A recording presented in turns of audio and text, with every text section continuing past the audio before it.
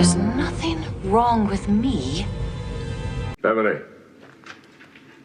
Beverly. Where is Beverly? Welcome to Where's Beverly, a Star Trek podcast. I'm Sophia. And I'm Adrian. Today we're discussing mythology and Star Trek with our very special guest, Giraffe from Strange New Pod. Hi! Hello! Hello. Thank you for having me. It's for being exciting. here. No, I'm very excited being here, especially because it's a subject I've always wanted to nerd out about it. So thank you for giving me the occasion. I'm ready. I have notes. I have coffee. Let's do this. Oh, I'm excited. I'm We're so so happy. excited. But before we dive into this very special topic, can you tell us a little bit about yourself and your podcast? Sure. So I'm Giraffe. I'm French and not Canadian. uh, I've been a Star Trek fan for a long time, but I was mostly in the closet because Star Trek is not very famous in Europe, let's say. Moving to the US really gave me the occasion to just be the nerd I always wanted to be. About Strange New Pod, it was created 2 years ago now. It's a pandemic baby. And it was created by Julian. I was a patron at the beginning. I became friend with the host, and I slowly whistled my way into it. So we are a Strange New Worlds podcast, but we review all Star Trek, and we love all Star Trek. Okay, so I wanted to ask you, what is your favorite cosplay that you have ever done? And what tips can you give aspiring Romulan cosplayers? Not that we're cosplaying as Romulans at any point in time, but we definitely are. Please go ahead.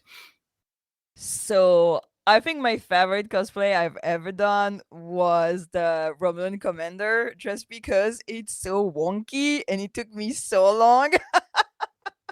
And in the end, it's a cosplay that only I can wear only at a Star Trek convention because nobody knows what it is.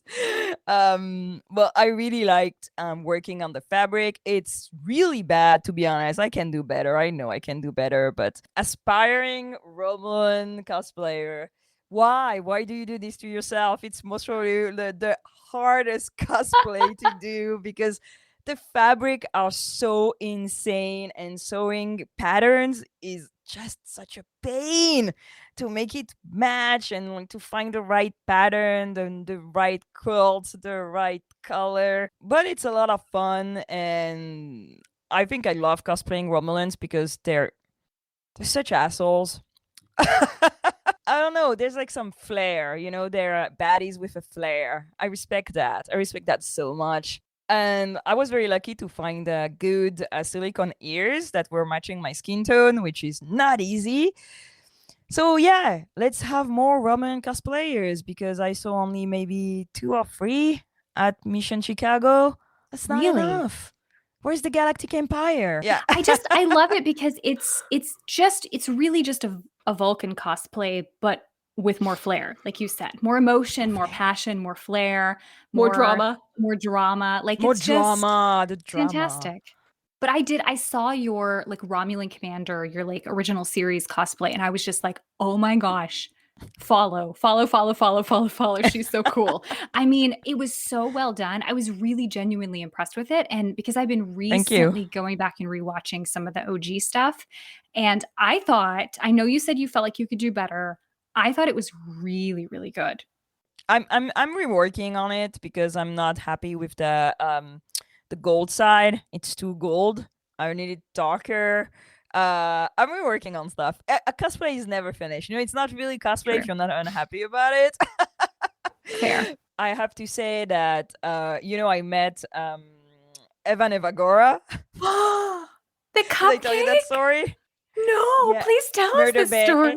So Julian was getting a tattoo, and next to him, Isa Briones was getting a tattoo. So they were like next to each other getting a tattoo. And I was waiting for Julian to get his tattoo. And Wu was waiting for Isa Briones, Evan Evagora. So we're both here waiting for our pals to get their tattoo.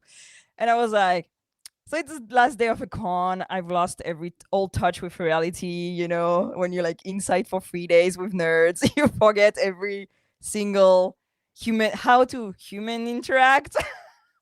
And I was like, we have a podcast every week, and I call you Murder Bay, and he's like, okay. And I was like, I was actually cosplaying a Romulan yesterday, and I shaved my eyebrows for that. And he looks at me and he's like, wow, that's dedication, because I've never shaved mine. And I was like, oh, you played a Romulan for like 2 seasons, you never shaved your eyebrows? He's like, nope, makeup. And I was like, see, when Ethan Peck shaves his eyebrows. He does? He shaves his eyebrows? Ethan Peck? Yeah, because I saw him at the panels and he has like Oh! only half eyebrows. So you are see, just I'm running giving with you the some best. insider trading informations about eyebrows in Ooh. Star Trek. I love it. I love This it. is related to eyebrows in Star Trek, but not mythology, but I'm going with it. What are they doing with Rebecca Romijn's eyebrows as number one? They look like they're getting Thank more you. Romulan. Since the trailers, why is she wearing T'Pau hairdo with the braid around? Why are our eyebrows so Vulcan-y? And everybody's like, Giraffe, stop with the Furies, you're crazy. And I'm like, I see it though. You cannot mess up somebody's eyebrows on Star Trek for no reason. Are they going to say, like, spoiler alert for Strange New Worlds, but like, are they going to say that Illyrians took some like Romulan or Vulcan DNA and somehow like they genetically engineered the Illyrians to be part Vulcan or Romulan? Well, you have it a little bit in the cage. They say that she withdraws our emotion and she doesn't want to tell how she feels in the cage. So it has always been kind of a side theory that aliens are low-key Vulcan in the emotion realm of possibilities, let's say. So I wouldn't be surprised. That they engineered themselves with some Vulcan DNA. That would make sense. Interesting. But I have a crazy theory that T'Pring may be Romulan. And not really Vulcan. Bring it. We are all here for the crazy theories. So When she was like the first episode when Pike goes on the thing, the communicator, and she goes, "Hello, Chris. Didn't that remind you Nero in 09? Hello, Christopher." I was like, you're calling Pike by his first name? The last time I heard somebody do that was a Romulan. I'm on to you, T'Pring. And the thing that we've you noticed go. about this like new era Trek is nothing seems to be done without intention. So a lot of these things seem to be very, very intentional. And so I wouldn't be surprised. So what about Star Trek is exciting you right now, Giraffe? I would say Uhura mostly. So if you know me a little bit, I'm been a huge fan. Uhura has really been a force in my life, a guiding force. I speak 7 languages. I studied classics. I did epigraphy because I was always fascinated by the fact that she could speak so many languages, right? For me, it was, wow, that's what a Black woman can do, so I can do it. And I think without Star Trek, my life would maybe have gone in a totally different path. Who knows what I would be? Maybe president of Earth. Who knows? So, like, you cannot see, but I have like Uhura's like literally all around me. Funko pins, vintage magazines, posters, comic book, all the stuff. And I had the chance to meet Nichelle Nichols and Celia Rose Gooding. Back to back too, so that was kind of incredible. I'm solely missing Zoe Saldana that I'm trying to get to sign something for me because she's the only Uhura I have not yet met. So it's bucket list stuff, But yeah, so when they announced that Uhura was gonna be on Strange New World, I zeroed on Celia Rose Gooding almost immediately because she sings, she dances, she's all over incredible. And I was like, I'm sure she's gonna be in the roster. And I was fucking right. So I'm so excited about seeing more of the character, of having finally Uhura having a backstory and a real place in Star Trek. So yeah, that's what is exciting me the most. And I like theories a lot.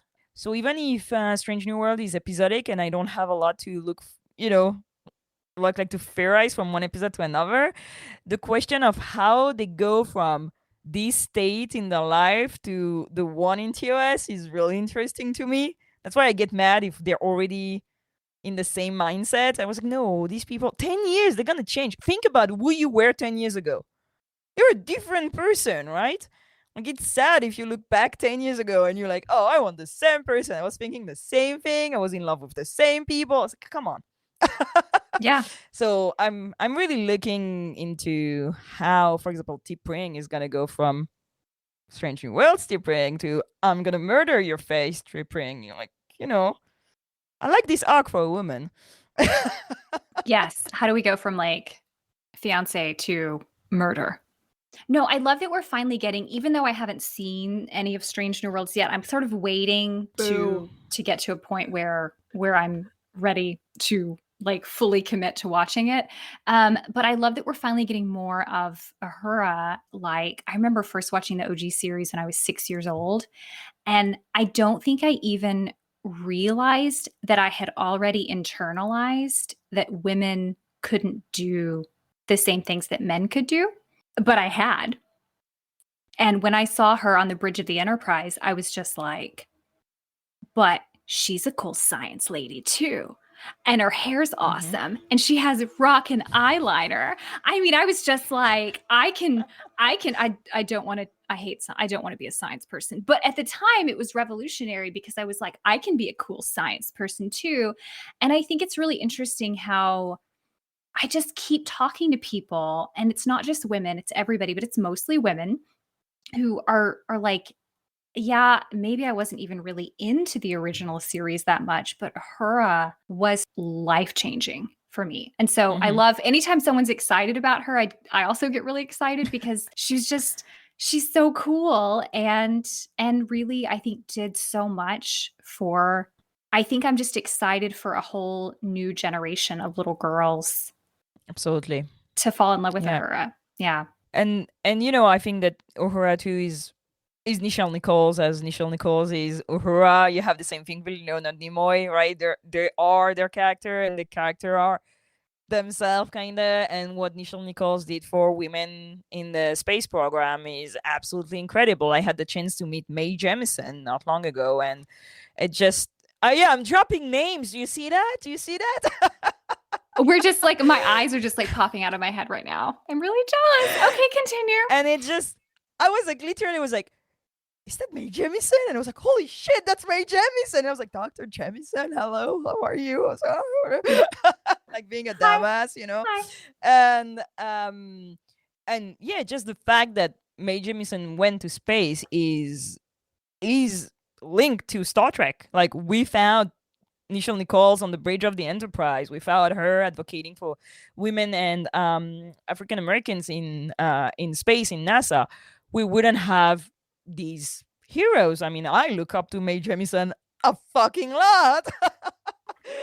I'm not smart enough to go into space, but I was like, oh, just being in the same room with her. So yeah, that she changed the world we live in for sure. Yeah. It's interesting because people are always talking about who their heroes are and who do they think changed the world.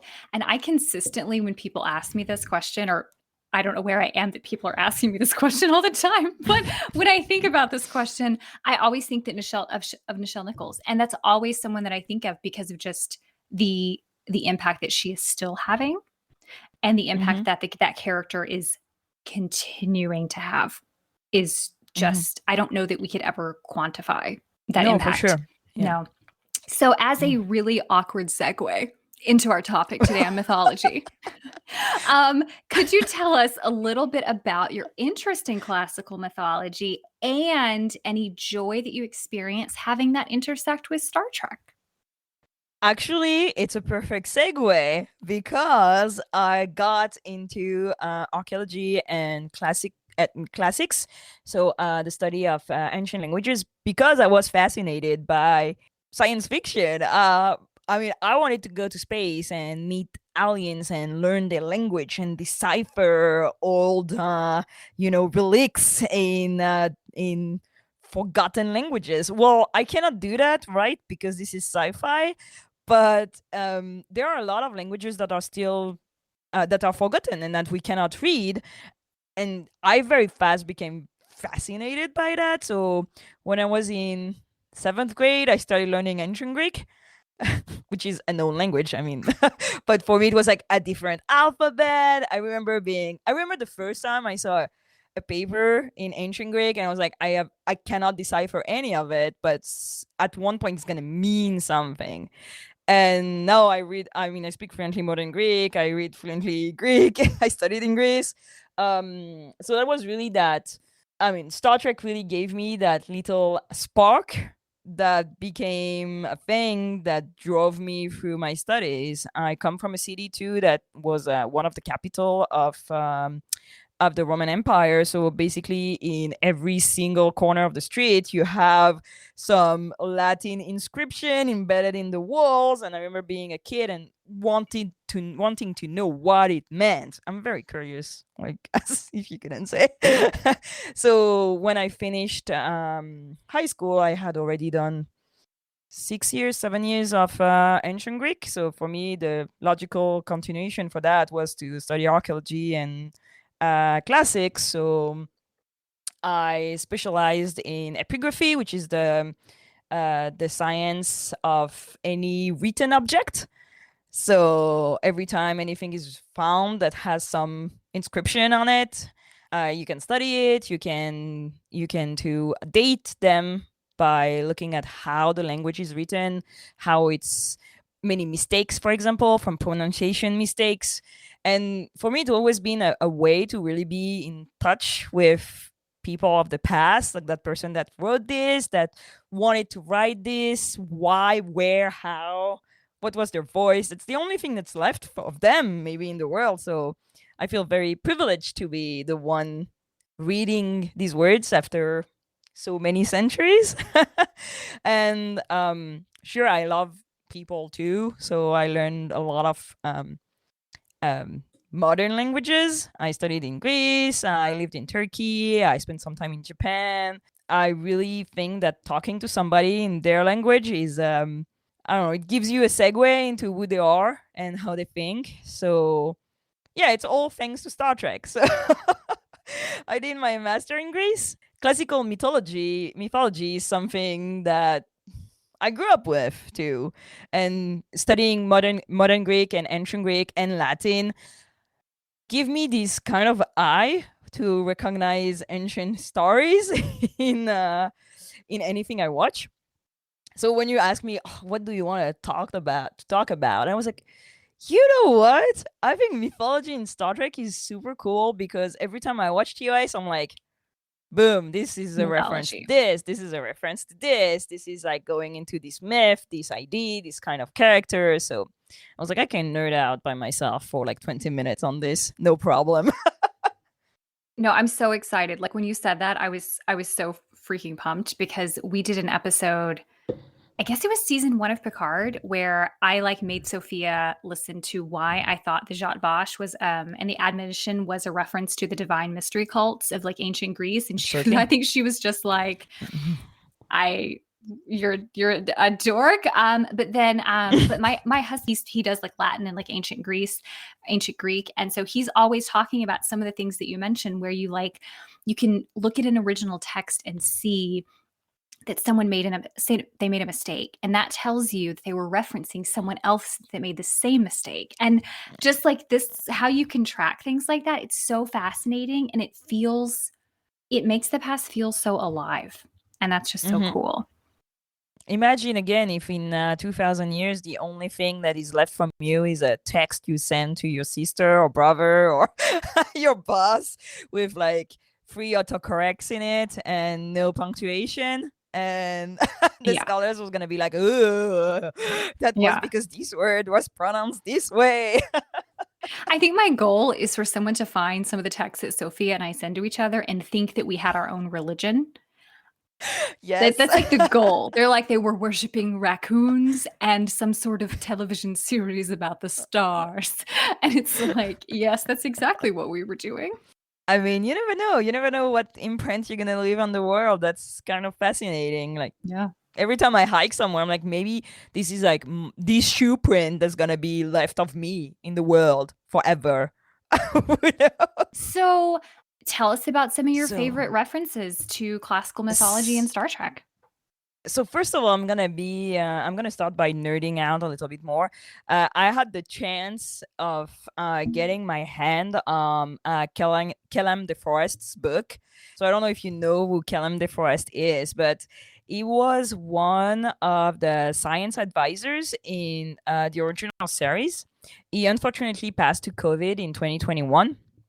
And he worked for the Desilu studio, and he was the guy who was checking the scripts, being, yeah, that makes no sense. Yeah, you cannot do that. And he has never been credited in Star Trek, but we know for a fact that he worked on Star Trek. And what is interesting is that he had a lot of classic book, and especially I got the integral collection of classical Greek tragedies.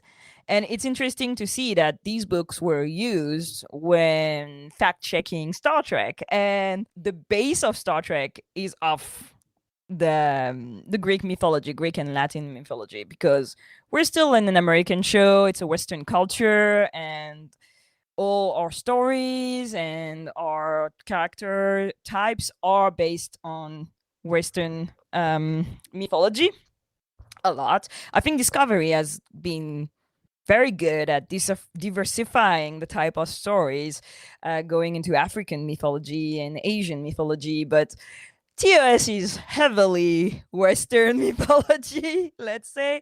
So, for example, I'm gonna start with like the very easy things. Vulcans. So Vulcan is the god of invention and metals. He lives in a volcano. It's Hephaestus in Greek, and he's the god of invention and craft, which the Vulcan are. That's why I was so mad at Discovery when Vulcan became a forest. I was like, no, Vulcan is the forge. Vulcan is lava. Vulcan is hot. What is you doing, Discovery, with your trees and your giant spider? So I was very glad that Strange New World went back to OG Vulcan. And very often we forget that the mythology, classical mythology, is so obvious in Star Trek. I mean, Romulus and Remus. I mean, come on. Like, the two brothers, the Galactic Empire. Sometimes it's a bit like in your face. But the Nausicans, the Orions. Orion was a hunter in the mythology, and you know, they are hunting people, which is bad. Don't hunt people, but man, we'll learn more about the Orions, I hope, with Lower Decks. I'm waiting for that Orion arc on Lower Decks. So I think what I'm gonna talk mostly about is how Star Trek is actually based on the Odyssey. I think it's very... Oh, Sophia is surprised. Wait, you never realized that? Like, I'm a dumb bitch. Sophia, I sent you a voice message about this a week ago. And I listened to it, and it went in one ear, out the... Unless you're sending me a voice message saying that 7 of 9 is gay, I don't process it. This is unfortunately or fortunately true. I mean, I feel better because I thought, oh, I'm going to go on things that everybody know, and they're going to be like, duh. But apparently no. Okay. No, I think you and I are uniquely nerdy about this. And okay. Yeah. No, I'm very excited. For somebody who was homeschooled, I surprisingly know nothing about mythology. So... Okay, so let's go into it. Let's not speak about Voyager, which is the premise of Voyager is basically the Odyssey, right? A ship is lost in a far, far away country, has to come back home by like meeting people, led by a great captain who is cunning, smart, and inventive. So basically, Voyager is the Odyssey, right? But actually TOS is absolutely based on the Odyssey, and you can see that in so many episodes. Not all the episodes, but a lot of episodes. So let's start by how Kirk is Ulysses like he's cunning. You saw that in the Corbomite maneuver. I'm gonna drop a lot of episodes of TOS. I hope you're like on top of your TOS.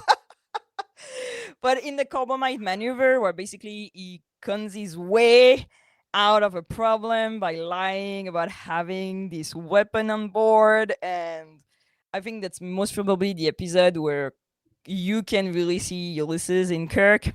Then one of the first episodes of the Odyssey is the Lotus Eater. So they arrive in that place where everybody is eating this fruit, which make them forget about their problem, be insanely happy, and then they forget about the outside world and they want to stay this forever.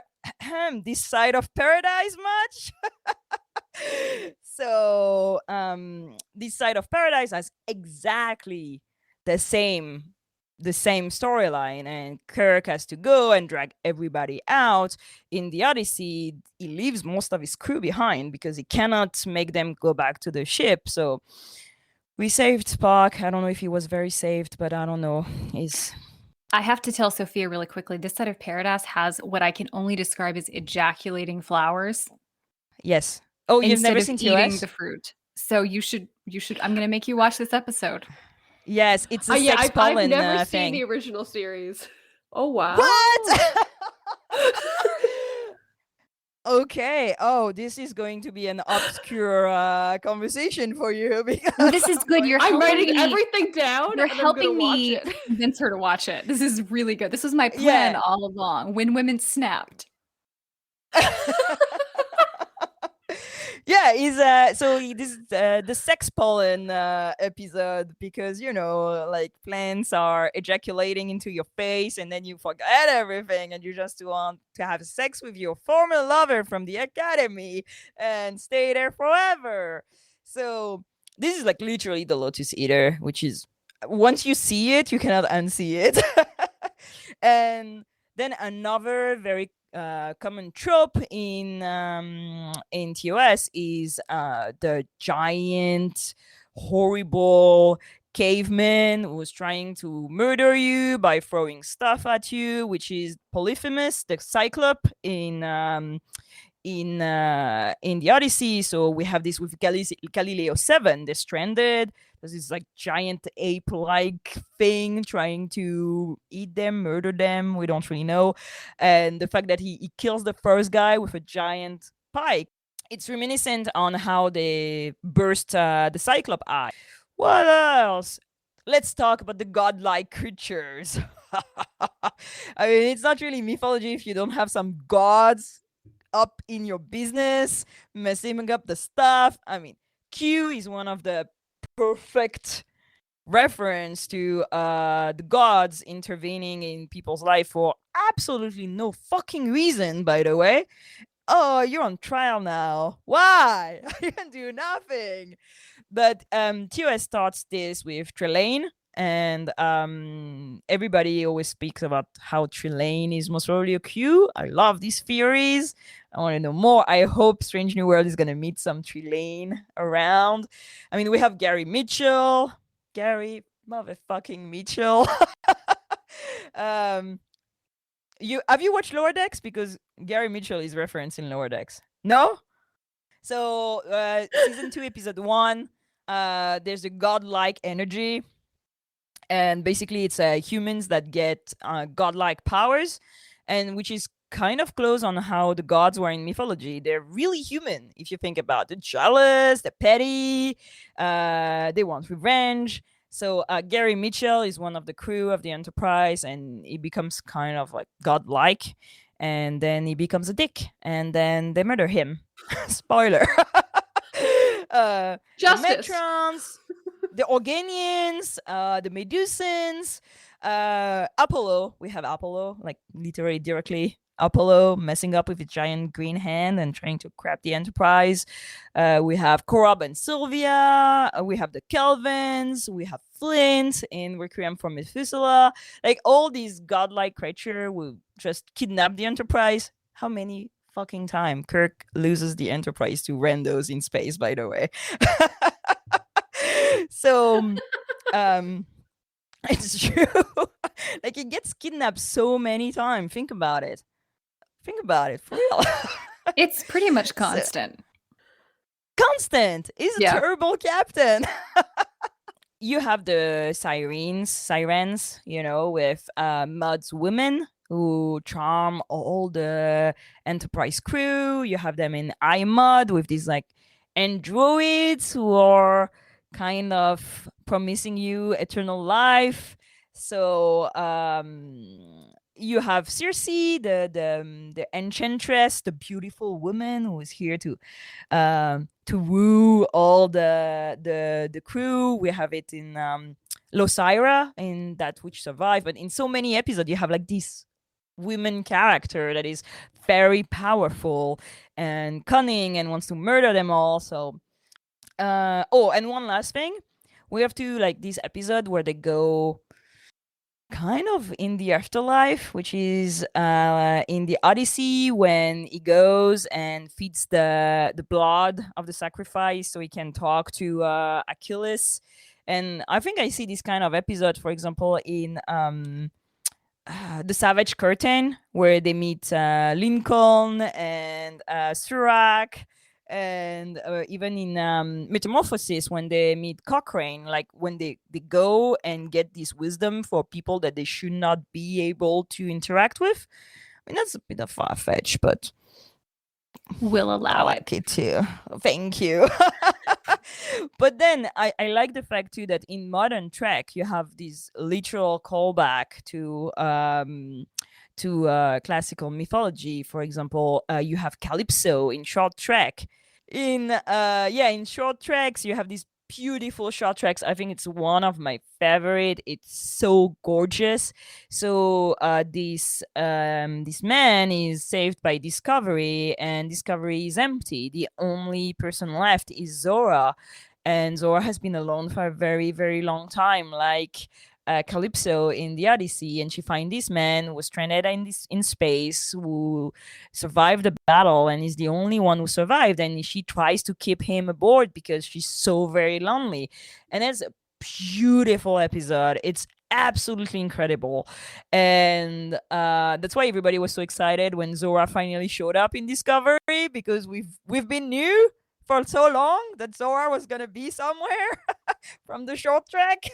I like that you have these sometimes like very, very direct nudge, like the Ainars, because they're back in Stranger World, is such a good thing. They see the future, and they're blind, and it's Tiresias in the mythology, the blind prophet, because you have to be blind to be able to see. It's, what does the Jedi say? It's once your eyes are closed that you can truly see. That sounds correct. Yes. Yes. So yeah, you have all these nudges, but you have two like very clear references, like bread and circuses, where they're in they are in ancient Rome like places. You have Plato's stepchildren, Who Mourn for Adonis. I'm just dropping name of episode. Ellen of Troyes, which is such an incredible take on the Trojan War. With, on top of it, you can read the whole episode as a question about colonization. It's an incredible episode. It looks absolutely dope too. And Ellen of Troyes is played by a French Vietnamese actress that I had the chance to meet too. Yes, Frances Nguyen. And there's a whole layer about that episode that, yes, it's the Trojan War in space, but there's a lot of question about the Vietnam War as usual. I mean, like, for French, like sorry, in the there was a Vietnam War between the French and Vietnam, a decolonization war in the 50s. So for me, I read it a lot in the question of decolonization too for that episode, and that's what is incredible in Star Trek is that way to weave together ancient myth, sci-fi, and current political questions and social questions. Sometimes it's very wonky, sometimes it's absolutely beautiful. So We are both, Sophia and I both sort of, I actually watched the original series first. That was my first sort of intro to Star Trek, but it was like through my mom. So I wasn't like watching it on my own. But Mhm. for both of us, the first series that we watched on our own was TNG. So when I think of myth like episodes of TNG, I think a lot about the first season actually, because I think the first season was really like harkening back to the original series a lot. But there's That's also why it's some so bad. really, it's, you said it, not me, but I agree. But I think a lot about how we get a lot of references to classical mythology with, for example, like the Klingons and like some of the other like alien like groups of people. And so I wanted to ask you your thoughts on some of the mythology that we see like in TNG. So, I mean, everybody is going to tell you, oh, the Klingon are the Spartians, and it's kind of interesting because I always hear in Klingon, like the verb Greek, like klino, which means like to reach, to grab, so to like hold. And I don't know about the Klingons because I'm a TOS nerd and they're so offensive into us because they're actually a racial cliche. I've always had a lot of problem with the Klingons. I think I started loving the Klingons in Discovery because they were a totally different culture. They had like their own rights. They had their own like they were like physically very different. But it's true that TNG has never been my Trek of choice. Mostly because the first season is very offensive on many levels. So it didn't grab me in a lot. And then the fact that Picard is supposed to be French is such a turn off for me because he's so not French. But aren't you glad that Patrick Stewart didn't do a French accent? Can we at least Oh be my glad God. that they just let him just use his own voice? When I learned about this, I don't remember where I read this, and they were like, "Oh yeah, he tried to do a French accent." They were like, "Yeah, no, don't do that." I was like, "Thank God." Thank God for small favors. Right, because even in like Picard at the beginning of season 1, I think the first episode he speaks French, and I'm like, "Oh, please stop! It's so Okay, bad." on a scale of 1 to 10, 10 being fluent and 1 being you've never looked at French in your life, how bad is it? I think a 2. Oh, okay. It's really bad. It's like really bad. really bad. I'm Oh, sorry, Sir no. Patrick Stewart. I'm very sorry, but I have to look at the subtitles bad. Okay, yeah, that's bad. Okay, I'm gonna add that to being an archaeologist. Picard being like wannabe Indiana Jones, obsessed about objects, defacing archaeological sites because he's bored, is kind of a huge turnoff again.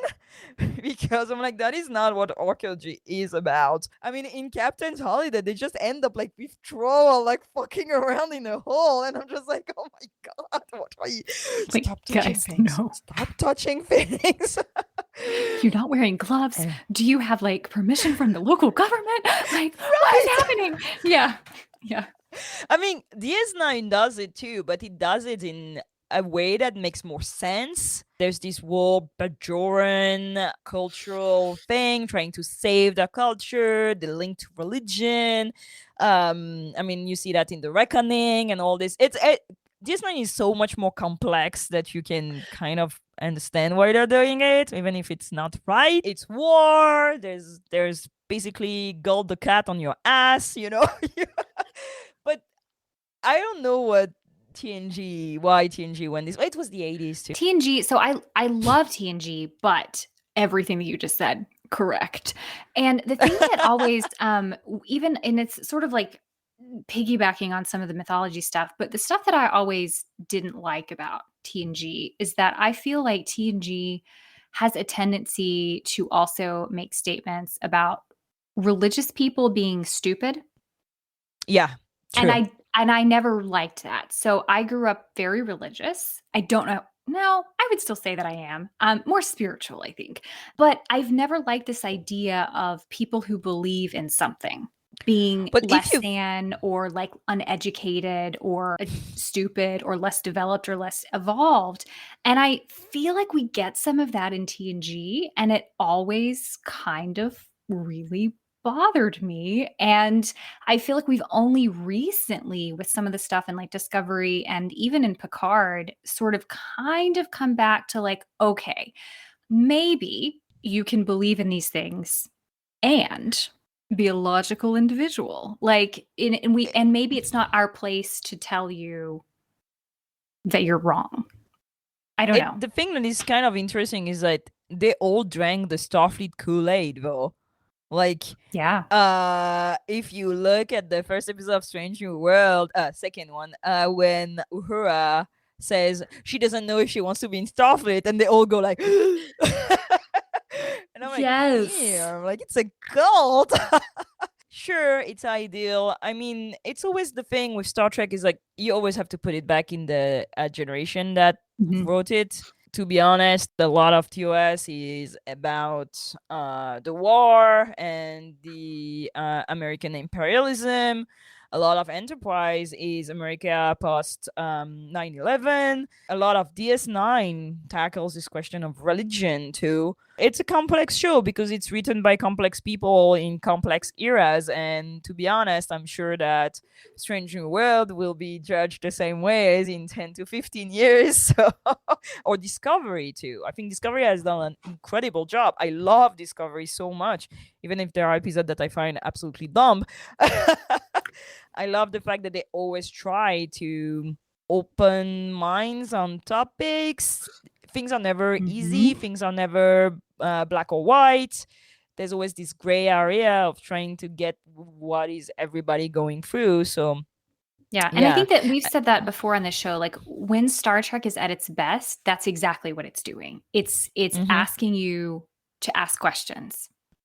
And to just be open to considering at least that you may not have the answer.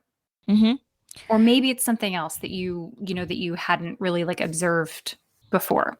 And I think TNG has been very good at creating their own mythology, because as much TOS is very based on classical mythology, ripping off a lot of story, reusing a lot of tropes, I think TNG has been very good at opening Star Trek to other type of stories, going into a classic sci-fi question with the androids, for example, and Measure of a Man, the question of expansionism and colonialism, the question of cultural differences, and they added this whole, I mean, they really are the one that really dived into Romulans, for example. How to interact with a powerful nation is more powerful than you, because let's be honest, the US has like maybe the Cold War, but it's a good question. And I think TNG is really interesting on this for all the new Star Trek mythology they put in place that is reused in then Voyager and DS9, because they all branch out from this with the question, like with the Cardassians and the Bajorans and the Ferengis. I mean, they are the one that create all these new people and all these new questions and all these new problems that are then reused in other franchises. Even if you can still track them back to classical mythology, I'm pretty sure it's still helping Star Trek leaving a little bit this very Western point of view, creating their own thing. And when they go back to classical mythology, it's very clear, it's very intentional, and it's very well done. And we see that with some of the episodes that are like literally Latin title, like Si Vis Pacem Parabellum in Discovery. If you want peace, prepare for war, which is about the Klingons. Inter Arma Enim Silent Leges in DS9. which is in times of war, the law falls silent, and it's the one where they try to spy on the Romulans, and they take like some borderline decisions, like in the Pale Moonlight. This whole trope, as when they really go for it, and it's very well done. And I think that's what I like in post TNG Trek, in the parent, like without Enterprise. I'm not gonna talk about Enterprise. I put it it's on the side. We don't need to talk about it. We don't really talk about Enterprise on this show, but that's why I think Deep Space Nine too. I think you said it beautifully too. Like, it took TNG and it saw TNG's flaws too, because it had a lot of them. And I'm not saying DS9 doesn't have flaws, but it had that hindsight and provided us with all these rich cultures and backstories with the respect, to an extent, that we didn't get from TNG. Especially to Adrian, what you were saying about religion. We have our first officer is Bajoran, and she participates in ritual, she participates in her culture and her religion, and she's shown as an intelligent and capable individual because of, not in spite of this. So I love what DS9 did that TNG never could. Yeah. And I mean, the captain is literally a prophet. Like, in the end, like, I love Ben Sisko. Ben Sisko is hands down best captain. I'm gonna, like, he will forever be my captain. I would die for Ben Sisko. But that's what you were talking about in one of your episodes, like the difference between the best captain and the one you like the most. It's not like the same. Like, the best captain for me, for example, Janeway, like, she's the best captain. She got these people home, like, hands down. She's a badass, but she's not my favorite captain. Fair points. Fair points all around. Okay, so I have a question for you. What is your favorite sort of like original mythology strain in Star Trek? Or, as much as we could say original, because there's nothing new under the sun, right? And even that quote, I think, comes from the Hebrew Old Testament. Whoa, that's a very good question. Original. Well, I really love the Romulans, right? So I like everything that is Romulan-like, but I think I'll go Vulcan on this one. I really like, it's one of the, I said I was not gonna speak about Enterprise, but I am gonna. I really like how they went into Vulcan mythology and Vulcan religion with Kirshara and all the arc about the Forge. So it's the Forge, the Awakening, and Kirshara. I think the 3 episode where you see this whole culture basically doing a 180-degree change because they found this text that are going to reshape their whole culture. And I think Vulcan culture is absolutely so fascinating because it comes from almost nothing in TOS. You don't know much about Vulcans except that they're logical, and then they kept adding layers and layers and layers at every different episodes.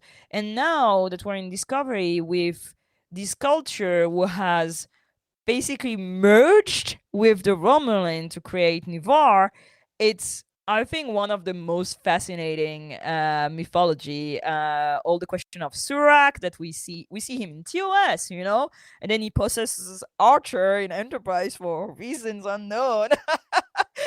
But yeah, this question, this very thin line that you see in Vulcan culture between history and a philosopher and religion. And I think it's really Buddhist-like in the idea that you are always walking the line between philosophy, beliefs, way of acting, way of thinking, and how it can reshape a whole culture. And it's very interesting to compare with the Romulans, who didn't have the awakening, right? That's what Spock is trying to do in Unification. And the fact that we can follow that thread through basically, 1,000 years, right? Even more, because we see them in First Contact. and even in Yeah. Carbon Creek, right? So basically from the 60s all the way to the 32nd century, I think it's one of the most beautiful mythology that Star Trek has created. And you can add that now in Strange New World, we get to see their I mean, it's so beautifully made. I mean, I'm a sucker for like Vulcan fashion. And I hope they will do the same with the Klingons. They've started it with Discovery, and I really like what they're doing. And what I really want to see is the Orions. I want the Orion to get that same treatment, because compared to the Vulcans, the Orions and the Klingons come from very offensive cliche in TOS. The Orions are depicted as these Middle Eastern fertile women, you know, like belly dancing, and they're slavers, and like there's a lot of things to unpack about the Orion. Enterprise like switch them around, showing that they're actually a matriarchal civilization and they're ruled by women, and you're like, oh, I like it. I want to see more. And then you see them again in Discovery, and they're butchered. Like, I wanted so much more from the Emerald Chain and Osira, and I feel they are a very good thing. They can like create a lot of good stories, but nobody got into it until Lower Decks with Tendi, who left her civilization, and you want to know why, and you see this whole backstory and stuff. So I think the Orions, I hope somebody's gonna get onto them and give them that mythology too. And Klingons, I think, are like on the good path, but Vulcans and Romulans are most probably the two civilizations that are the most explored in Star Trek. So that's it. I love this answer. Yeah, no, I think I really hope that I feel like we've joked before that like Picard, the show Picard, like made Romulans great again. And like we sort of started getting like some of this other stuff, like with and I'm gonna say it wrong, is the Kolat Milat, like with this whole idea that we have this like these matriarchal like nuns that are like that use the sword to like protect peace. Like that was such a fascinating idea. And then you have on the other end of that spectrum the Tal Shiar, which we already knew about, and then we've had this other layer with like the Zhat Vash, and I was obsessed, even though I love how what we got with the Zhat Vash were, I'm geeking out here now, is that we think they're so terrible, right? They're bad, they're evil. And then we find out the Zhat Vash are exclusively women. Interesting. Tell me more. Then we find out that they're doing really bad things because they really, really believe that they're doing the right thing, which is one of my favorite Star Trek / philosophy questions and a character. And I just watched The Dropout about Theranos and Elizabeth Holmes. And there's a character in one of the episodes that just says, it's amazing and terrifying what good people will do when they think that they're doing the right thing. Absolutely. So you get sort of that with like the Zhat Vash, and like the admonition and all this stuff is so interesting and uniquely and like fleshed out. But I was like, I want more. Like I want a whole, like I love that we're doing Strange New Worlds and Lower Decks and all of this stuff. But I would love so much if the next Star Trek show that we got was something that okay, Sophia and I, we really just want is like a Fenris Ranger show. Like we really just want like Seven and Raffi, yes. and they like bring like Laris and Elnor with them. Like that's all we really want. But if we can't have that, I would love a show that focuses on like the Romulans and the Vulcans, for example. That's something that's not Federation based or not Starfleet based. And I would love to be able to explore some of that more. That would be so cool. I want a series about the Klingon Wars, but seen by the Klingons. Oh, okay. Yes. Yes. Because Klingon mythology too is so incredible. Dallas. Especially DS9 touched on that with Worf and Jadzia's wedding and everything. We see this rich, beautiful culture steeped in mythology, but you're right, so much of it is so tainted in stereotype and just really offensive portrayal that like we really deserve that Discovery treatment of Klingons, but with their own show. I'm pretty sure we're gonna see the Klingons again in Strange New World. Yeah, it's just after the Klingon War. She is ruling the Klingon Empire. I want to know more badass women in charge. Give me more. Yes. Yes, But all of that. the problem is that the Romulans interact for the first time with Kirk's Enterprise. So there's been a war, but you never see them, and they see them for the first time in Balance of Terror. That makes it very hard for them to be in Strange New World, even if Enterprise meets them but never sees them. And I think it's a good thing. They did that. They pulled that very well off with the Gorn, like that you don't see in Strange New World, but you know they're here, and it's so absolutely freaky. So I still have hope that we're gonna see some Romulan hints in Strange New World. I would really like this. Really? Give us more Romulans. Yes! Also, how did you feel? And this is an unscripted question. How did you feel when they killed Jabon? Because I was super sad. I was so mad. Okay, so I have one thing that I hate is when they just like change the writer room and they're like, oh, we don't like this character. Let's murder them in middle of the in between seasons. You don't do that. You don't murder people in between seasons. You give them a rightful death, and I want to watch. And we don't know how he fucking died to. And I was just like, oh, he's dead. Well, now I guess she can be in love with Picard. And I was like, get the fuck out of here. I was so mad. Thank you. Yeah, I was really bummed. Like, I understand that Jamie McShane, who plays Japan, couldn't be in this season apparently. So I understand that he couldn't be there, but we didn't have to murder him in off-screen cold blood. And again, I'm not saying I read fan fiction, but someone wrote a fan fiction where after Picard went off to do the whole like Soji rescue mission, that there was like a Zhat Vash cleanup crew that came back and Zhaban was killed in that. And I was like, okay, so you could have given us that. Fair enough. Yeah, I like that idea that he died protecting people that he cared about. Sure, but show it to us. Yeah, no, that's lazy writing, to be honest. I mean, you could put up like more than one sentence. I mean, Yeah. I just loved him so much, and I was so sad. He just wanted to make bread and shoot disruptors. That's all he really wanted the to only do. thing that like made me go through the season 1 was the Romulan plot. I was absolutely into it. Narek and Narissa are incredible. I loved every single thing about the Zhat Vash. I associate spiritually to the crazy aunt that blew up a fucking boat. Oh my god, Aunt Rama. I want to be Aunt Rama. I want to be the crazy aunt that blows up a collective. Justice for Ramdha 2K22. Let's get our Thank Ramdha you. spin-off. Yeah. I just want Ramdha forever. with her perfectly Hashtag. manicured nails. Like, even though she was in a coma. But you know what? We headcanoned that Narissa was doing her nails for her. She was coming and doing her nails. I love this so much. And like dragging her knees to the admonition, Queen. The real hero of Picard is Ramdha. Absolutely. And then you know, like there's nothing much. I mean, like Commander O with her fucking sunglasses. I mean, you see a Vulcan commander, or what is she, Admiral? I don't remember what she's, Commander, I think. Yeah. And she's like rocking these like sunglasses, and I was like, Romulan. Like yeah, a Vulcan would never. A Vulcan could never. Just shows up with dramatic music playing, wearing a cape, being like, I'm a Vulcan. Like, yeah, sure. It's like, yeah, I don't buy that shit for a second, woman.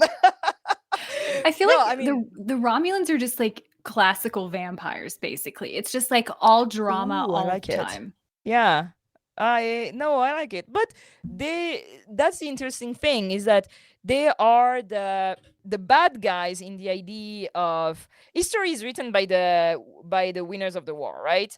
And what is very interesting is like, I want to know how much Starfleet sees the Romulans as crazy people just because they're a matching power to them, you know? Or because of what the Vulcans have told them. Or because of what the Vulcan has told them about what the Klingons have told them. I mean, they are a galactic empire, that is true, but then what? I love to see all the political play in DS9 with the Romulan, when Cisco goes, I can live with that, and you're like, holy shit! It's absolutely fascinating, and I think that, have you read all the thing that Michael Chabon has written about the Romulan during Picard season 1? I think I read some of it. Maybe I'm gonna open a door that So Oh, he no. wrote these whole articles about Romulan culture during season 1 of Picard. And it's just absolutely fascinating how they educate their youngs, how they build their house, all the backstory of the family between Narek and Narissa. It's all written. It's like it's so good. I know what I'm doing tomorrow. Exactly. So yeah, more Romulans. I'm waiting for more. Let's see. I'm pretty sure that Lower Decks is gonna give us something. I'm like more hoping for animation. I feel the live action series are kind of locking down on like very easy things now. Picard fucked up with the Romulan kinda. Nobody dares to do anything anymore, so we're gonna see. Just keep giving us more Star Trek, but Exactly. not too much that it gets bad. Just enough that we keep enjoying it. Okay, so before we end, we have one closing question for you. But do you have any questions for us or anything else that you want to bring up or chat about? Star Trek related? And the sky's the limit. This is the last episode of TNG and we're playing poker. The sky's the limit. Ooh, I like it. No, I want to know, where does your Romulan love comes from? Because Sophia, if you have never watched TOS, where does it come from? Where did you went like, Romulans, that's what I like. Interesting. Honestly, Laris. Like when I watched TNG, I Okay. wasn't just like the one standout Romulan episode for me was Face of the Enemy with Troy in TNG. And I was like, that's Yes. badass. And like we see these Romulans that are terrified of Troy because she's the Tal Shiar. I love that episode. But like I'd always seen them as this kind of like how TNG saw them as kind of the enemy. But like in Picard, when like the first Romulans you see are like they're bacon bread and like one of them has an Irish accent, I was like, yes! I don't know who these people are, but I Romulan love and them. Dadulin! I love them so Murder much. parents. Yeah, no, the Romulans are great. And I think you see them in the original series as complicated. Even from the very first time we see them, they're more complicated than what they thought. And then we get all the stuff in TNG and we get these allusions to, because even in TNG, we still have a very, very patriarchy heavy period. And with what little of Romulan culture we see, there seems to be, and I would say to a certain extent with the Klingons as well, but we almost get with some of the other races more matriarchal cultures, more women in charge than we get with like Starfleet. And so I think I always really like that. Like with Face of the Enemy, for example, the captain on the ship is a woman. And then we have Troy's in the Tal Shiar and she's a woman. Well, not really, but Empress basically. Sarah. Right. And so you have that sort of Stella. element and it's just really, really interesting. And I've just always loved this idea that they're basically the same as the Vulcans, but one group, they're like fire and ice. Like one group shut down their emotions and one group sort of, I would never say the Romulans shut down their logic, but we sort of get this idea. I heard someone say one time that if you burn without like care, you will burn yourself up. And if you are only logic, you will freeze to death. And I'm saying that terribly, but I like this idea that the Romulans and the Vulcans could be better if they hadn't separated, like if they could become sort of like a unified people again and like learn from each other. And so I think I've just always been fascinated by that. And then we got Zhaban and Laris and Elnor and the Qualat Malat and the Zhat Vash. And I was just like, this is fantastic. I've always loved you guys. And now I'm like full on obsessed. The Quad Milat was one of the best invention. It was so well done that I was like, wait, is that from another Star Trek? And I didn't clock it. And I was like, how is that possible? And I never clocked the Cohort Milat. And then I realized, no, it was absolutely a new stuff they just made up. But it was like so matching. That is absolutely incredible. And I have a theory for you. And we'll never know, but I believe in it. So think about it. the whole galactic empire goes to dust because of the supernova, right? And Picard chooses to save one kid. Who the fuck is Elnor? That he takes him and he doesn't give him to like any Romulan. He gives him to the Cohort Milat, which is like the most logical and not too fucking crazy Romulan branch ever. And even if they are only women, he manages to have them keep that kid, that only kid. Think about all the kids who lost their parents, who have nobody. And the Cohort Milat accepts to take care of that one kid that Picard's bring them. Who is Elnor? Please. It cannot be just a nobody that Picard just like chose. It's like, this one I'm gonna say. Okay, so are you suggesting one of two things? That either Elnor is the Star Trek Rey Skywalker, or is he Picard's son? So that was my thought. Okay, so I thought he could be Picard's son, but then there's this whole thing about Picard not having kids in Picard season 2 and having no legacy. So and he doesn't give a fuck that Elnor was killed too. So I was like, I don't know. That's not his kid. But what I thought is that he may be Sella's kid. So basically, an heir to the fucking empire, but to Tasha Yar's son, right? And I'm like, Okay. So that's my headcanon. Someone listening, please write this fan fiction. Thank you. Or a Star Trek novel, which are basically paid fan fictions. Let's be real. Someone create this. This is Give me amazing. something. A short track. Yes. But don't you think? Yes, Don't you think yes. there's something? Yeah. No, you're These are our onto something. demands. We want a short track about who Elnor is, and in one scene, we still want, this is my wish, this is all I want in the Star Trek world. I want Elnor and Laris exchanging tips on baking muffins and also killing people. This is all I want. Give it to us. The dream. The dream. The dream. Oh my gosh. Yes. Okay. Giraffe. We Yes. ask everyone this question. Where do you think Beverly Crusher is right now in the universe? Right now in the universe of Picard? Right now in your universe, in the universe of classical mythology, in Picard? I think Beverly has been going on secret missions, and you know how like something like Doctor Without Borders / CIA operative. So I was always, oh, she's not in Picard because she's like working for not Section 31, but something a little spicy, a la Bashir kind of, I want this for her. Ooh. I love this. She's doing something spicy. Yeah, we right? don't know what, Don't but you it think? might be partially illegal, and we're here for it. Right, but it's for Oh, a I good love thing, that. She's like helping refugees, but at the same time, she's like, listening to stuff happening and reporting to Starfleet. Yeah. Like she's working Yeah. for like Anonymous or like Bellingcat or like one of those, like it's sketchy, but good sketch. And in season 3, they're gonna all get together, to solve a mystery. And she's gonna be, I've been working undercover on this for years.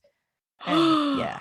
Elnor's gonna rip off his mask, and it was Beverly Crusher all along. Like in Scooby-Doo. Season 3 Picard is just Scooby-Doo, yeah. It's just Scooby-Doo. The Guys, thing that they're just not gonna kidding. be in season 3, like, tells me that we'll never know who Elnor really is. So, Own you show, didn't know that? Fenris Rangers. Give it to us. Let's do it.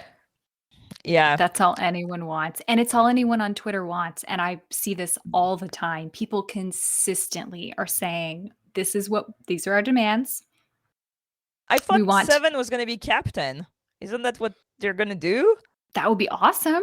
No, I got I this don't want vibe it. from like the finale of season 2. No, you Be don't gay, want it. do You crime. don't want this for her. Be- No. I mean, Kirk was captain. I don't and want her in doing a lot of Starfleet. crime, so you know. Yeah, but no, I want her. I don't want her in Starfleet. I want her to be gay and do crime with the Fenris Rangers. Alternatively, we're still waiting for our like Star Trek Sex and the City series where they just like go around the universe in ships, helping people and drinking mojitos. I feel that's what Voyager could have been, but they were not. They were they were not like So close. strong enough. So Yeah, close. so close. Janeway drinking So mojito close. through space. Why not? Yelling What at Harry could have Kim, been? Oh, promoting him to head bartender. It could have been great, guys. It could have been great. without fucking Berman, Voyager could have been Sex in the City. Jeez, we were robbed, y'all. We were We were robbed. robbed. I still believe Discovery can go there. Discovery is slowly giving us this. Like they have a dope bar, like cool people hanging. I'm pretty sure we're gonna slowly go into something like this. Okay. When they solve When- all Yes. the problem. So, Giraffe, where can people find you on the internet? / is there anything that you'd like to plug? So you can find me on Twitter at lyrical_giraffe with 1F. And it's the same handle for my Instagram where I post most of my homebrewed cosplay. And you can listen to me every Thursday at 9:30 p.m. Eastern Time on Twitch with Strange New Pod at Strange New Pod on Twitter and Instagram. And what fun is coming if you come to the San Diego Comic-Con in July. I will be there roaming the halls, and I will be moderating a panel too on Saturday about paleontology and archaeology in Star Trek. Yeah. So please come see us. Please come say hi at the San Diego Comic-Con. I will be in Seattle next year too. I'm usually roaming the con very often. So if you see somebody with a giraffe print mask, it is me. Come see Or dressed me. as an awesome Romulan. Absolutely. Thank you. So, Sophia, where can the people find us if they don't already know? So, Twitter at Where's Beverly, Instagram at Where's Bev, and as always, send us pictures of your cat, your fanfic recommendations to where'sbeverly@gmail.com. Thank you so much for being here today, Giraffe. This was absolutely amazing. And it was so, I feel like my heart is just genuinely so full to be able to talk Star Trek and mythology with someone who's also a girl. I'm just like, I'm It's like one amazing. of us. Like, this is so great. So thank you so much for being here. Thank you for having me. Thanks for listening, you guys. Bye. Bye. Bye. You dreamt you were in bed with someone? Frankly, I'm envious. I did fall asleep reading a particularly erotic chapter in my grandmother's journal.